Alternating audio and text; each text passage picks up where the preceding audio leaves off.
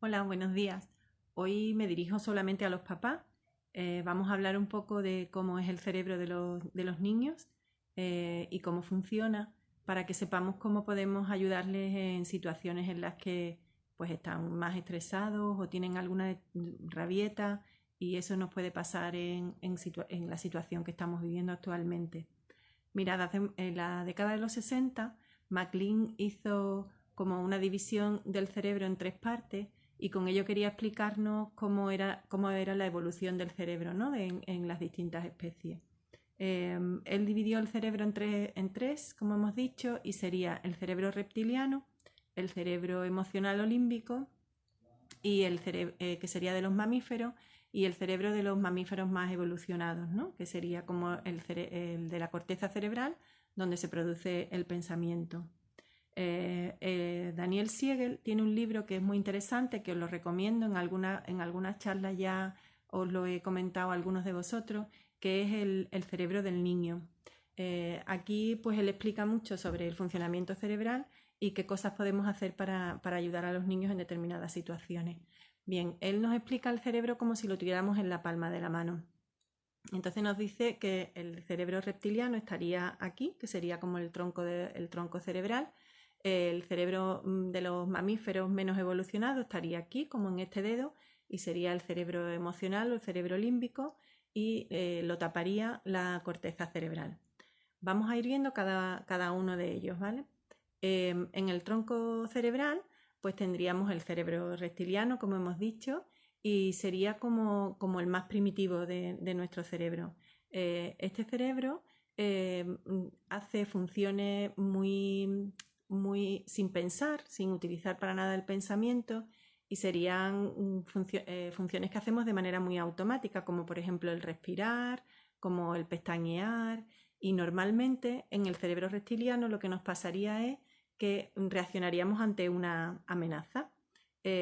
Normalmente en la prehistoria, cuando reaccionaban ante amenazas, sería solamente pues, el instinto de supervivencia, ¿no? Pues reaccionaban ante cosas que le pudieran pasar por miedo a perder la vida.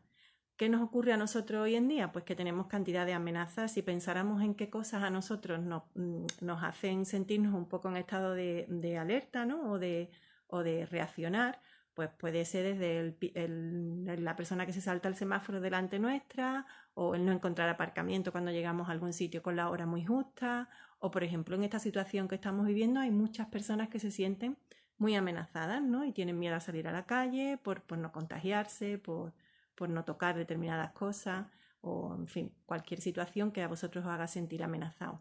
Cuando nos sentimos amenazados, pues tenemos la reacción de atacar a la amenaza. Si la amenaza yo la puedo dominar, lo que hago es atacarla, huir si yo veo que es una amenaza demasiado grande y no me quiero enfrentar a ella, o incluso puede llegar a paralizarnos, a quedarnos totalmente bloqueados.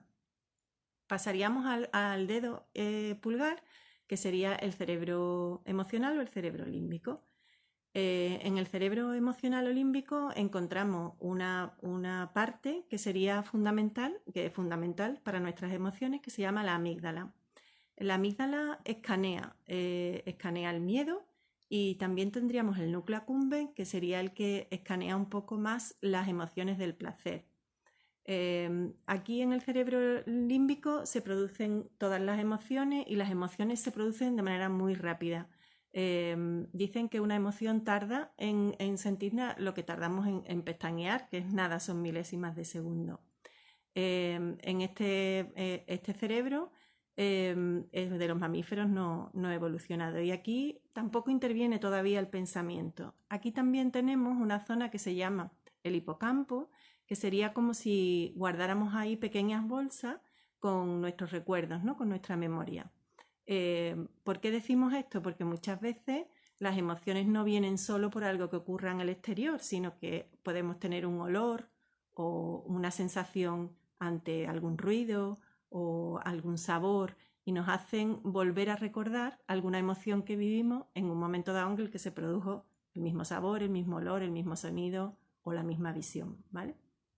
Y después tenemos la parte que taparía el cerebro límbico, que sería la corteza cerebral, que sería lo que nos hace regular nuestras emociones. En la parte aquí anterior, donde están las uñas, podríamos decir que es la corteza prefrontal. En la corteza prefrontal se encuentran nuestras funciones ejecutivas. Las funciones ejecutivas más importantes serían la memoria del trabajo, la inhibición del impulso y la flexibilidad cognitiva.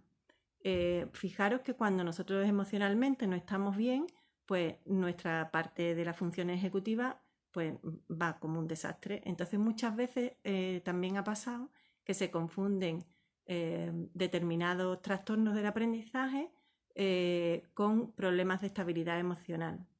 ¿Qué ocurre? Que la corteza cerebral, el estar totalmente bien tapado, tarda en desarrollarse pues unos años. Normalmente en los hombres sería entre 25 y 30 años y en las mujeres pues, alrededor de los 20 años. Entonces, fijaros que nuestros hijos no tienen correctamente desarrollada su corteza cerebral ni sus funciones prefrontales. Entonces, nuestros hijos, ante cualquier situación que les resulte amenazante, pues se destapan rápidamente. ¿Qué ocurre? Que nosotros, si también nos destapamos, encontramos dos cerebros destapados, enfrentados, en el que no interviene para nada ningún tipo de pensamiento ni de regulación emocional. Y eso se convierte pues, en una pelea de gallos o en una situación que no podemos sostener ninguno de los dos. Está claro que para ellos es fundamental nuestro ejemplo. Entonces, nosotros tenemos que enseñar a nuestros niños a que se tapen, a tapar, a que no estén destapados durante mucho tiempo. No es fácil, está claro que hemos dicho que se desarrolla con los años, pero no quiere decir que porque yo tenga ya una edad, yo sepa regular correctamente mis emociones y sepa calmarme en los momentos en que se exige que tenga esa calma. Entonces, lo que nos va a enseñar es entrenar mucho y aprender sobre las emociones para saber cómo regular cada una de ellas. Fijaros que para los niños es fundamental el ejemplo, como hemos dicho. Si yo no enseño a mi hijo a calmarse y a tapar esa emoción, o sea, a gestionar esa emoción, él no va a aprender nunca si siempre estamos en estado de alerta. Entonces, hasta los 4 años es fundamental el ejemplo. Nuestra calma es la calma de nuestros hijos hasta que cumplen los 4 años aproximadamente.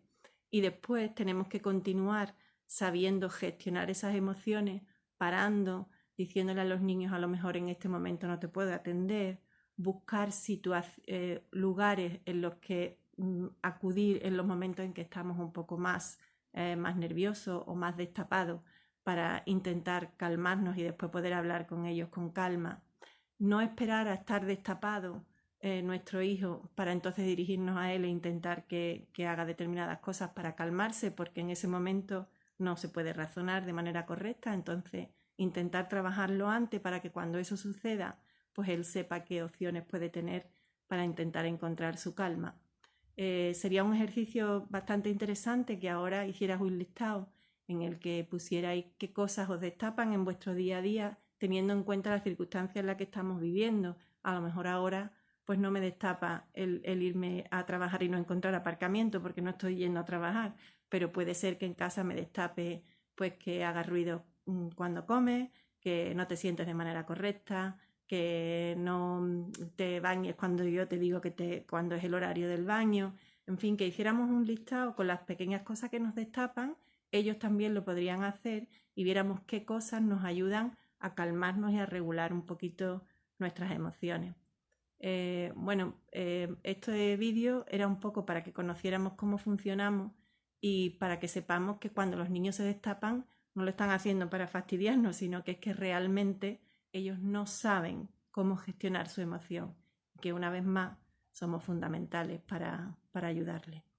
Espero que os haya ayudado y nos vemos prontito. Un beso.